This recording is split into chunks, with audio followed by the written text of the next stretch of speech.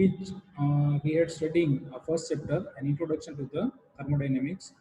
In previous lecture, we had studied about introduction to thermodynamics, law of conservation of energy, thermodynamic system, say open system, closed system, and isolated system. Open system does not allow mass, it allows the mass to cross the boundary, uh, whereas closed system does not allow the mass to cross the boundary, but energy can, where isolated system does not allow mass as well as energy to cross the boundary. Then we had seen the types of boundary like moving boundary and fixed boundary in context with the control volume.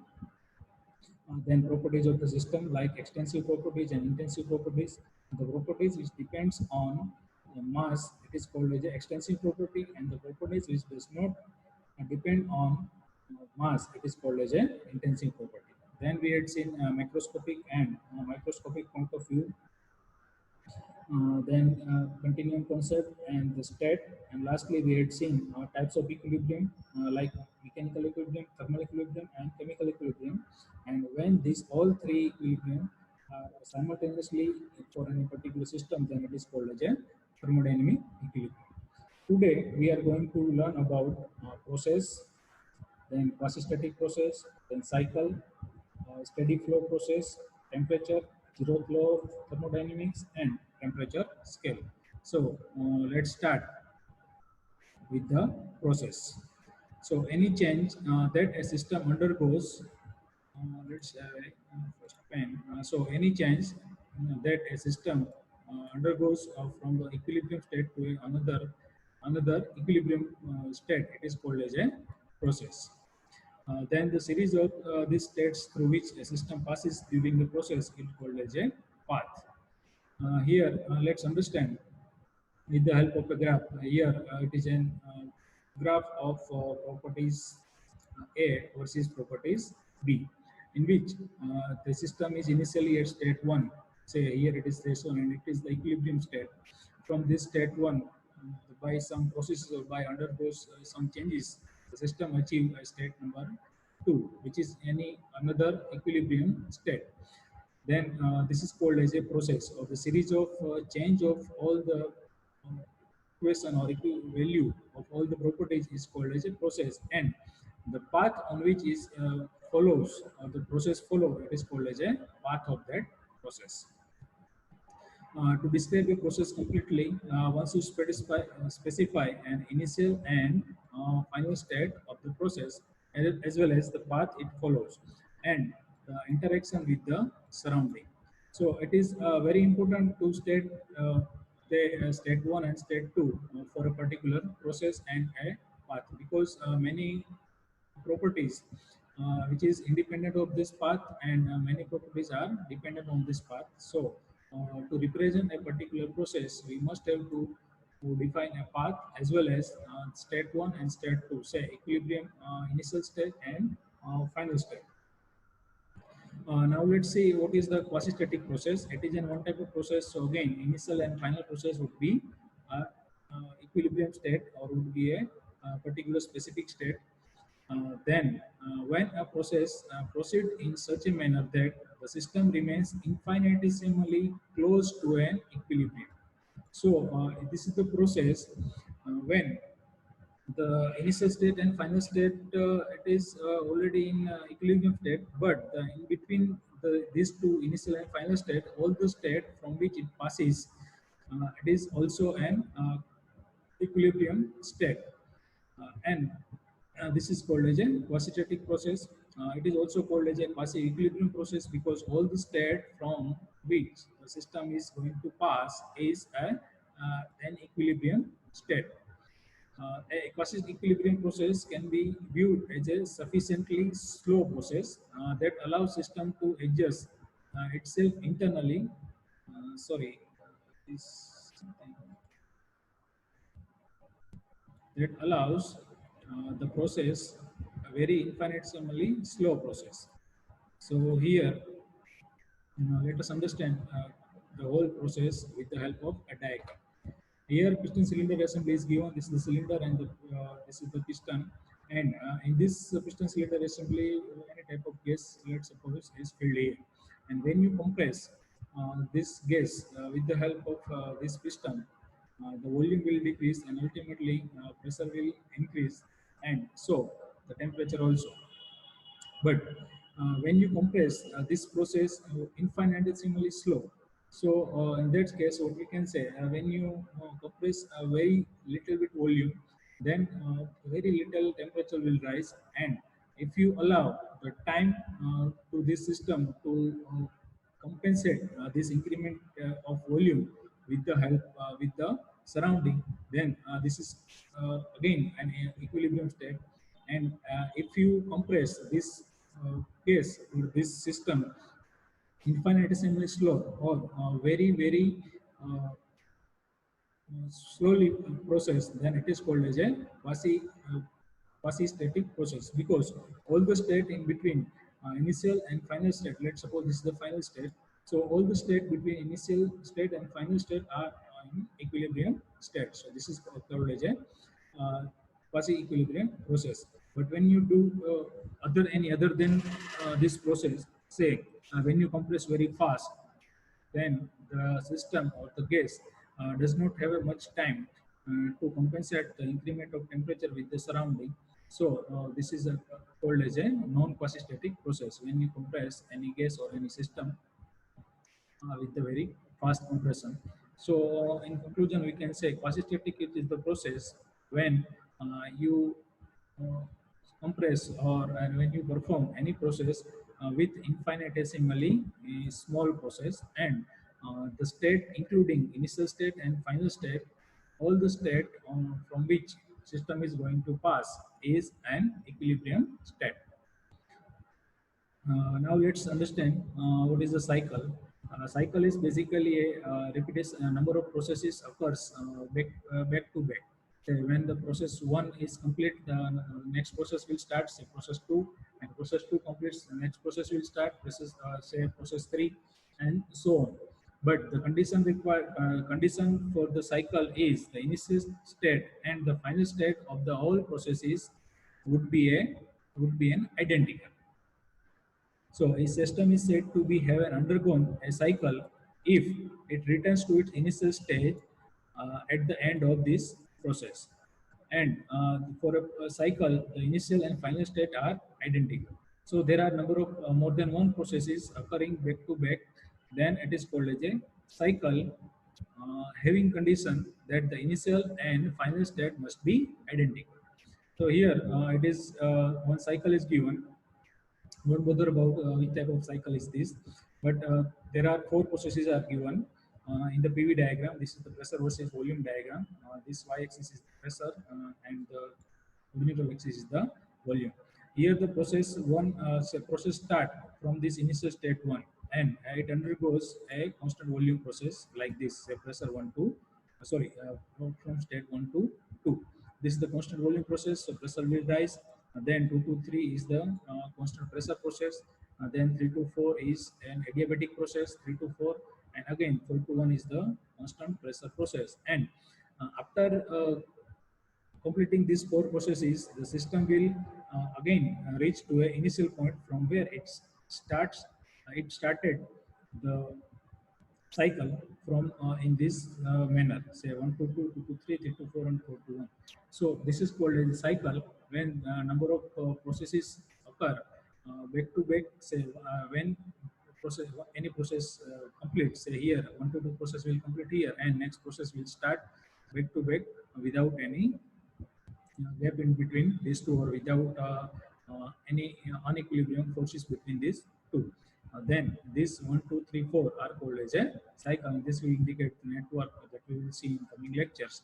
Uh, Now, at this time, the thing you have to keep in mind is the cycle is the series of processes or more than one processes in which the initial state and final state of the all these processes must be identical. So this is called as a cycle. Now we will move on the steady flow processes.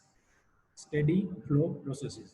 So there are two terms frequently come into mind to the engineers, particularly mechanical engineers, when studying about thermodynamics as well as fluid mechanics, say steady, unsteady, and uniform and non-uniform. There are little bit different. Technical, it is a vast difference, but when try to understand, it is a very little bit difference between steady and unsteady and uniform and non-uniform flow. The term steady implies that no change with the time.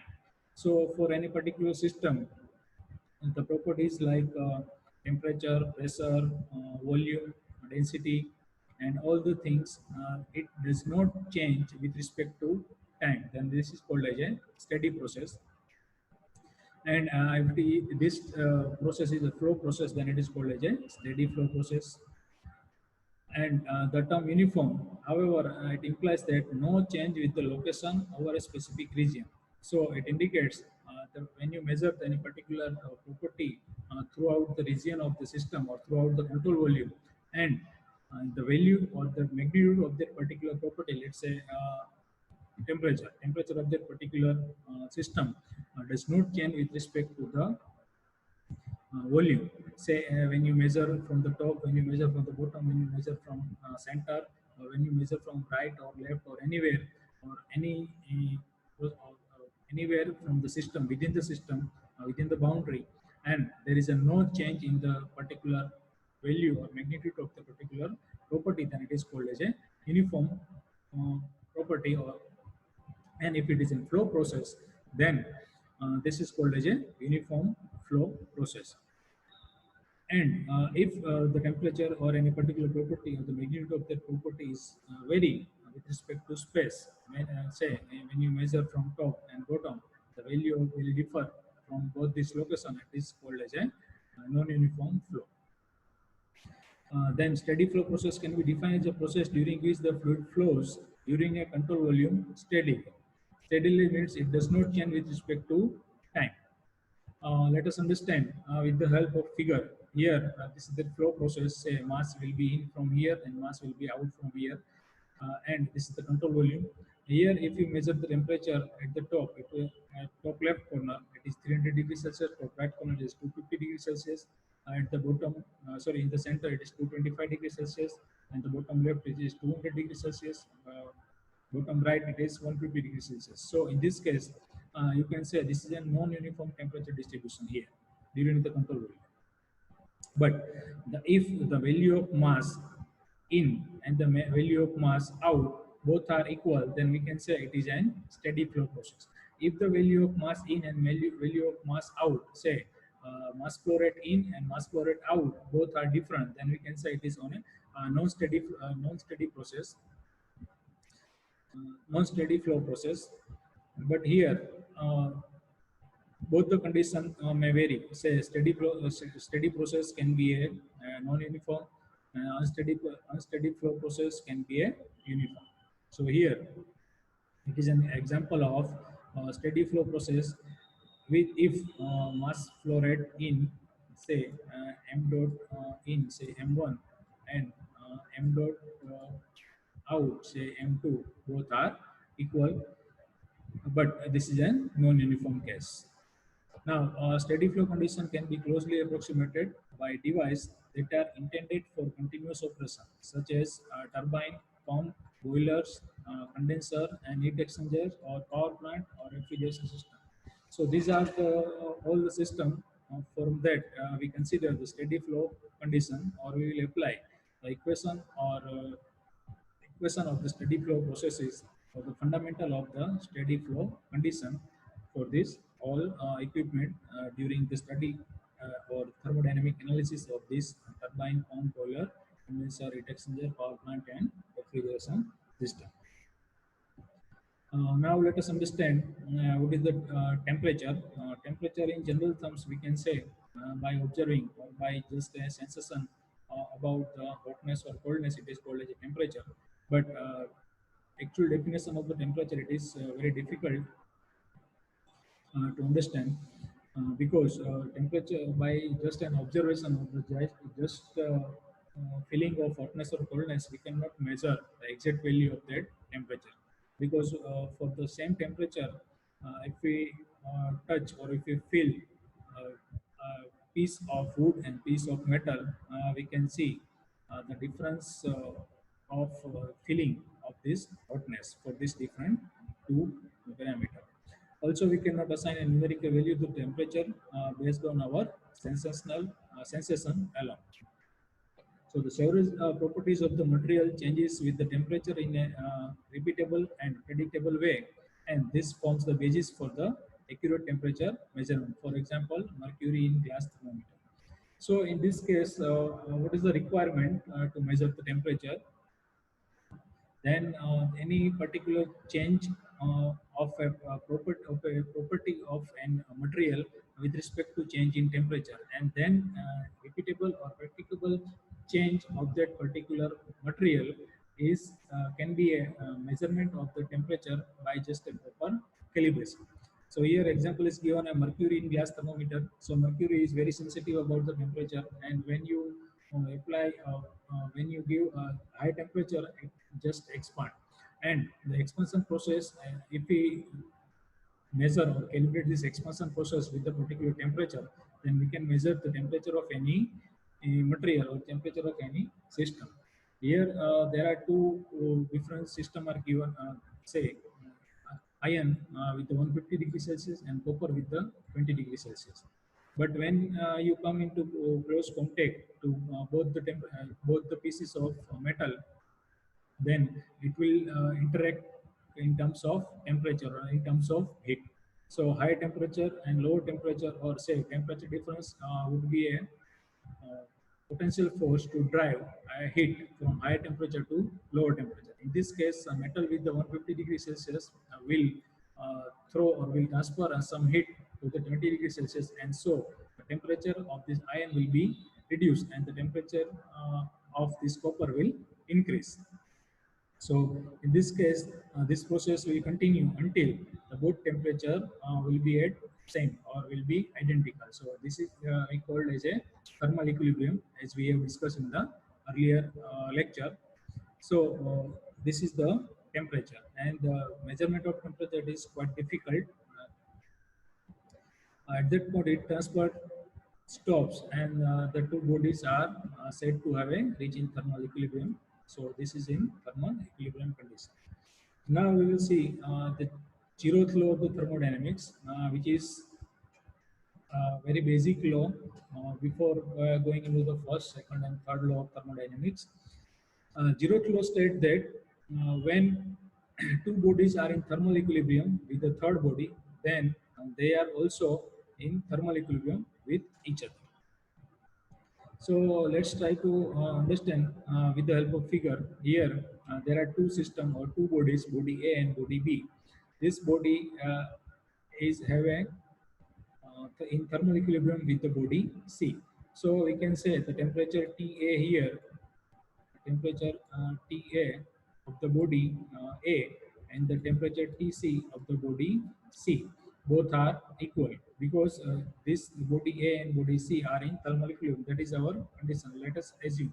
So that is already given. Say temperature TA and Tc both are equal because this body A is in thermal equilibrium body with the body C, and it is also given that this body, which is at a temperature Tb, which is in thermal equilibrium with the temperature, with the body C at temperature Tc.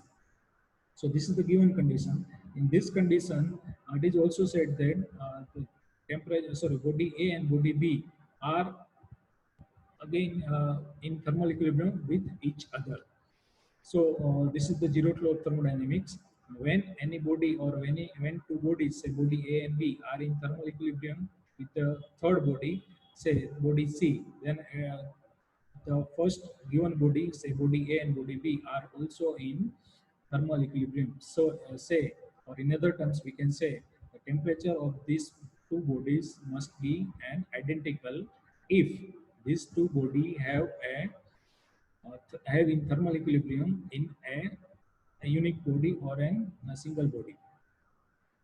So by replacing a third body with the thermometer, the zeroth law can be restated as So if we replace this third body, say the body C, with the thermometer or the mercury thermometer, let's suppose, then we can say the zero flow is when the two bodies are in thermal equilibrium if both have the same temperature reading, even if they are not in contact. So we can say when you measure the temperature of this body A with the help of this thermometer, then it will give any, let's suppose, a temperature of Tc, and it is again with the thermal equilibrium of body B, then it is the value of Tc is equal to Tb, and the value of Tc is equal to temperature Ta. So ultimately, by the zeroth law, we can say temperature of body A and temperature of body B must be an identical. So Ta equal to Tb. In this case, we can say from the zeroth law of thermodynamics. Then let's understand the temperature scale. So temperature scale is nothing but the measurement of the temperature or unit of the temperature from which we can uh, measure or compare the temperature of the different bodies. So the temperature scale enable us to common basis for the temperature measurement. All the temperature scale are based on the some easily reproducible states such as the freezing and boiling point of the water. The freezing point of the water is considered as 0 degree Celsius and boiling point of the water is considered as 100 degree Celsius, and this is the base, or we can say reference point for the measurement of the temperature at a particular pressure and volume condition is given. So the temperature scale used in the SI unit is Celsius, and the Fahrenheit scale. Both are considered as a in SI unit.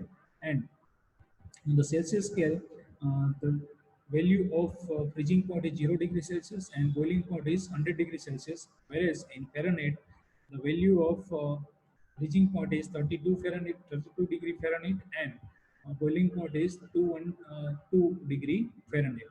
In this case, this scale is divided into the 100 equal division for a temperature measurement, and for Fahrenheit, this division is divided into a 180 equal division. So this is the difference between these two.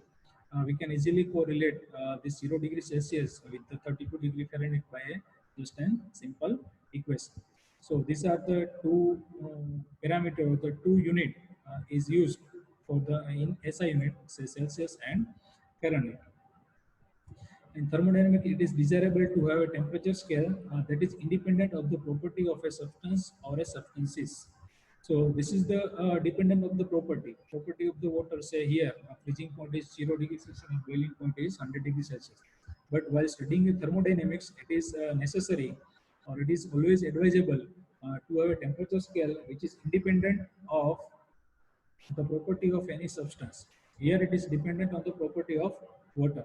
So to cope up or to overcome this problem, the another unit of system which is called as a thermodynamic temperature scale, which is developed later in conjunction with the second law of thermodynamics, which is ultimately identical, we can say it is independent of any property of this, any property of material unlike Celsius and Fahrenheit in degree Celsius.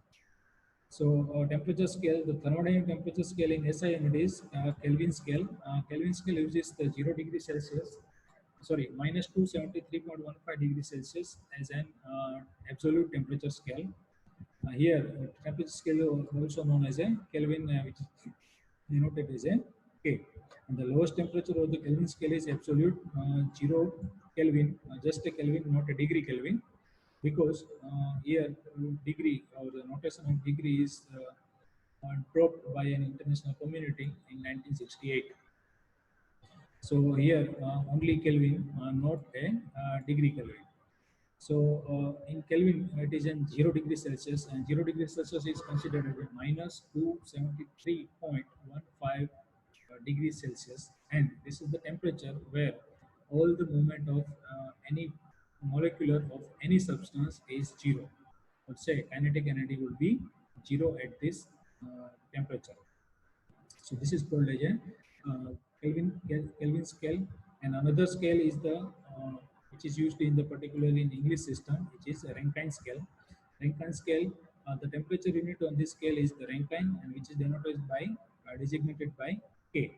So today, this is that is all for today. Let's summarize what we have done.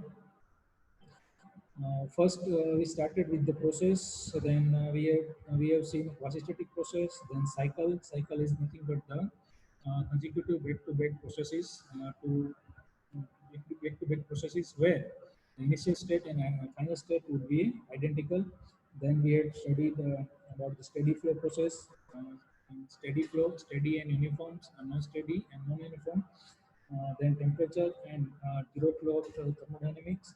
And lastly, we had seen a thermodynamic temperature scale. Thank you, friends.